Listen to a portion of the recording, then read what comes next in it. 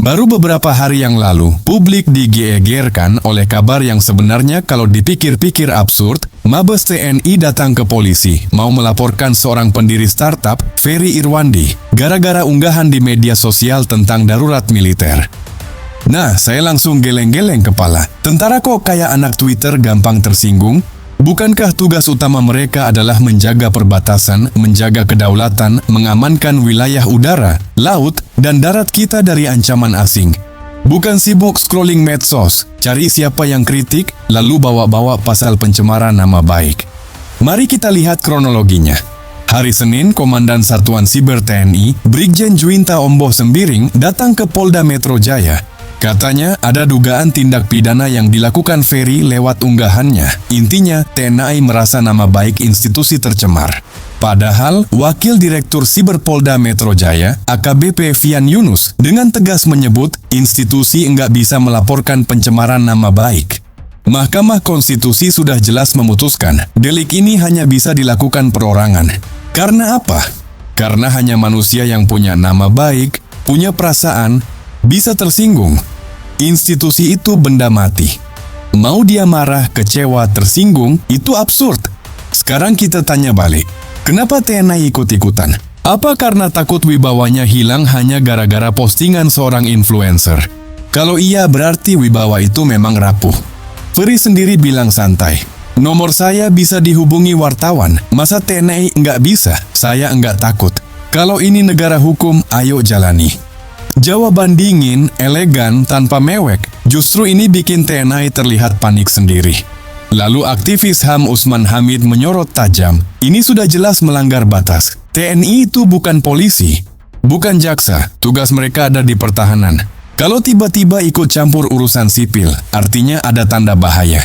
Karena pola ini mirip dengan masa lalu ketika militer jadi alat politik. Siapapun yang beda pendapat langsung dituduh subversif, dibungkam, bahkan dihilangkan. Sekarang kita tarik ke belakang. Sejarah Indonesia sudah berkali-kali memberi pelajaran. Era darurat militer zaman Orde Lama dan Orde Baru, semuanya punya pola sama. Awalnya dijual sebagai stabilisasi, ujung-ujungnya pembatasan kebebasan sipil, media dikontrol, oposisi ditindas, rakyat hanya jadi penonton. Dan apa kata Ferry di postingannya? Itu fakta sejarah, bukan fitnah. Postingannya jelas. Tanggal 28 Agustus. Ia tulis, sepanjang sejarah darurat militer hadir dengan janji stabilisasi, tapi faktanya justru membatasi kebebasan. Tanggal 29, peringatan, jangan sampai negeri ini jatuh pada darurat militer. Tanggal 5 September, update darurat militer bisa dicegah. Coba pikir, di mana salahnya? Itu analisis. Itu pandangan, itu opini yang sah dijamin oleh pasal 28F Undang-Undang Dasar. Setiap orang berhak menyampaikan pendapat, memperoleh dan menyebarkan informasi. Jadi kalau TNI tersinggung, berarti TNI yang tidak paham konstitusi. Sekarang saya mau bicara belak-belakan. Kalau pola kriminalisasi suara rakyat begini dibiarkan, efeknya jauh lebih serius daripada sekadar kasus Ferry. Ini akan jadi preseden. Hari ini Ferry yang kena. Besok bisa jurnalis, lusa aktivis. Minggu depan mahasiswa. Sampai akhirnya, semua orang takut ngomong.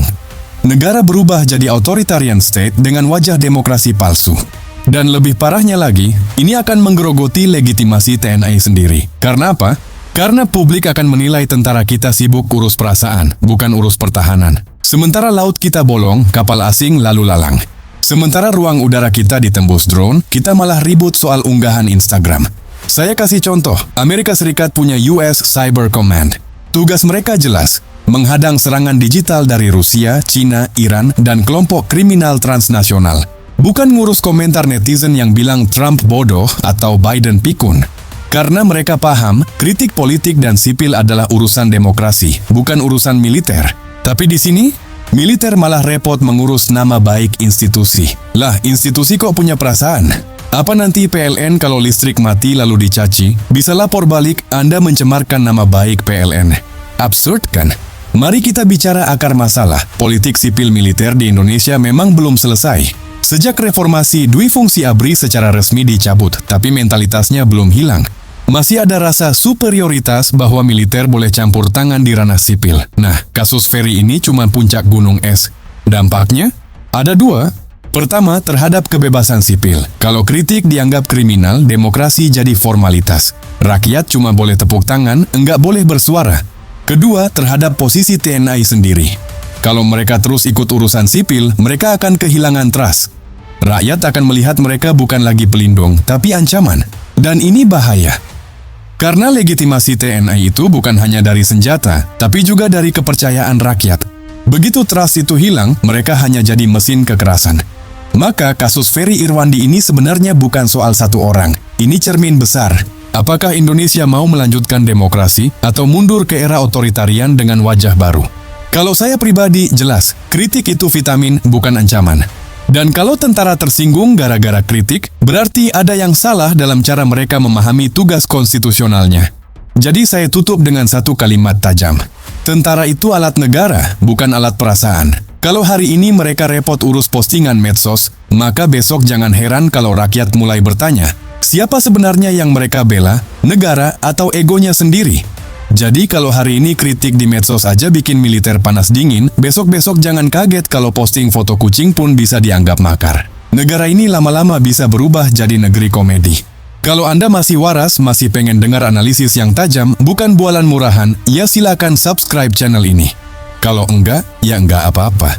Nanti kalau negeri ini beneran jadi darurat militer digital, jangan bingung kenapa berita cuman isinya puji-pujian. Klik tombol subscribe itu gratis, tis. Lebih murah daripada harga gorengan di depan rumah Anda. Tapi kalau masih mikir-mikir juga, ya silakan. Mungkin Anda memang lebih suka hidup di negeri yang sunyi kritik. Pilihan di tangan Anda.